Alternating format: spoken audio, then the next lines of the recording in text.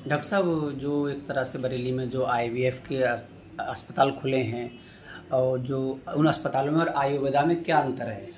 देखिए, आईवीएफ पहली बात तो ये है कि कुछ सालों के अंदर जो है तकरीबन ये मान लीजिए 5 या 7 लास्ट 10 साल के अंदर पूरे देश में बढ़े हैं। और ऐसे ऐसे आईवीएफ बन रहे हैं कि एक आईवीएफ की 20-20, 30-30 ब्रांचेज इंडिया के अंदर हैं। तो मैं ख़ास तौर से जो है, जहाँ तक आपने कहा कि आयुर्वेद में और जो आईवीएफ में क्या फ़र्क है, पहली बात मैं आपको बता दूं कि ये आईवीएफ एक तरीके से उनका किया जाता है जिन पुरुषों के शुक्राणु वीर्य के अंदर शुक्राणु बिल्कुल नील होते हैं और एंटीबॉडीज उनकी बनाती नहीं है। उनको टेस्टिकल्स जो है उनके वीर्य के अंदर जो शुक्राणु पैदा नहीं करते हैं, या तो उनका आईवीएफ होता है, या जो महिलाएं जिनको कि अंडा बिल्कुल नहीं बनता, अंडा या फेलोपियन ट्यूब ब्लॉक्स हैं, तो उनको जो है आईवीएफ किया जाता है। या ये समझ लीजिए कि जो प्रक्रिया जो होती है, जो एक मियाँ बीवी आपस में मिलते हैं और जब आदमी महिला को डेट आ चुकी होती है, उसके बाद जो प्रेगनेंसी की डेज होती है, उस बीच में जब संसर्ग करते हैं, संभोग करते हैं, इंटरकोर्स करते हैं, उस टाइम पे जब हमारा अंडा, जो महिला का अंडा नीचे आता है और आदमी मिलता है, दोनों चीज़ें शुक्राणु और अंडाणु जब मिलते हैं और जब एक भ्रूण का निषेचन होता है, उसी को प्रेगनेंसी कहा जाता है, गर्भधारण कहा जाता है। तो उसी प्रक्रिया को क्या किया जाता है कि लोग बाग जो आईवीएफ सेंटर हैं वो बाहर से लेते हैं, कहीं से ओवम लेते हैं, कहीं से अंडा लेते हैं, या जिन पुरुषों के अंदर होते हैं उनके अंदर से ले लेते हैं, महिला के अंदर से ले लेते हैं, उसको एक तरीके से एक ट्यूब के अंदर उसको उस भ्रूण को पालते हैं। जब हो जाता है तो उसको महिला के बच्चेदानी के अंदर निषेचित करते हैं उनको। लेकिन ख़ास तौर से मैं ये कहना चाहता हूँ, ये प्रक्रिया जो है एक, वैसे तो अब हर अस्पताल का अपना अपना दावा है, लेकिन बड़ी मतलब एक सेंसिटिव मुद्दा है। इस पर अगर मैं बात करूँगा तो बहुत सी चीज़ें निकल के आएंगी और बहुत सारी बातें मेरे मुंह से गलत भी निकल सकती हैं। लेकिन मेरा मानना ये है कि आईवीएफ से पहले अगर आपकी उम्र,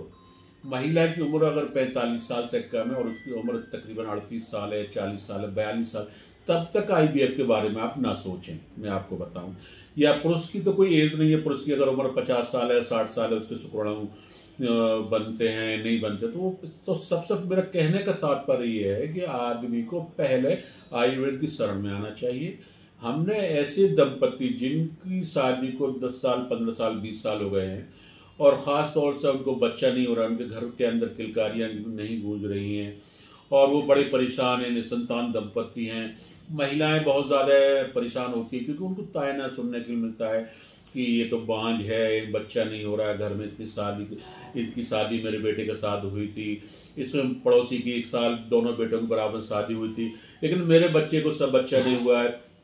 तो बहुत सारी चीज़ें सबसे ज़्यादा औरत को फेस करनी होती हैं, और औरत को फेस करने के साथ में उनको बांझ तक का तनख्वाह मिल जाता है। आदमी कई वजह में हमने ये भी केसेस में देखा कि आदमी, औरत ज़बरदस्ती या मजबूरी में जो है अपने पति की दूसरी शादी करवाने के लिए मजबूर हो जाती है। तो मैं ख़ास तौर से अपने दर्शकों को ये कहना चाहूँगा कि अगर आपकी शादी को 10 साल, 15 साल हो गए और आप निसंतान हैं, आपके घर में खुशियाँ नहीं गुनी, आपके अंदर बच्चा नहीं हुआ है, बेटा बेटी की बात नहीं करूँ, कोई भी बच्चा नहीं हुआ है, तो आप हमारे क्लिनिक पर आइए, आयुर्वेद का सहारा लीजिए। हज़ारों साल से आयुर्वेद में तमाम दंपतियों को, हज़ारों लाखों दंपतियाँ उसी से गर्भधारण किया है, अपनी बीमारी का इलाज किया और बिना किसी आईवीएफ के पहले इलाज हुआ करते थे। हाँ, कुछ कह रहे हैं डॉक्टर साहब, जैसे आजकल की जो युवा पीढ़ी है आईवीएफ ज़्यादा अपना रहे हैं, वो तो आयुर्वेदा में ऐसा क्या खास है जो युवा पीढ़ी इस तरफ आए? देखिए, युवा पीढ़ी को मैं इसलिए कहना चाहता हूँ, अगर आपको लगता है कि आपकी शादी को 2 साल, 4 साल, 6 साल हो गए और आपको बच्चा नहीं हो रहा, तो सबसे पहले पुलिस के सीमेन की एनालिसिस करानी चाहिए, बीज की जांच करानी चाहिए। बीज की जांच में अगर आपके शुक्राणु कम आ रहे हैं तो आपको इलाज आयुर्वेद में बहुत जल्दी आसानी से हो जाता है, तो आप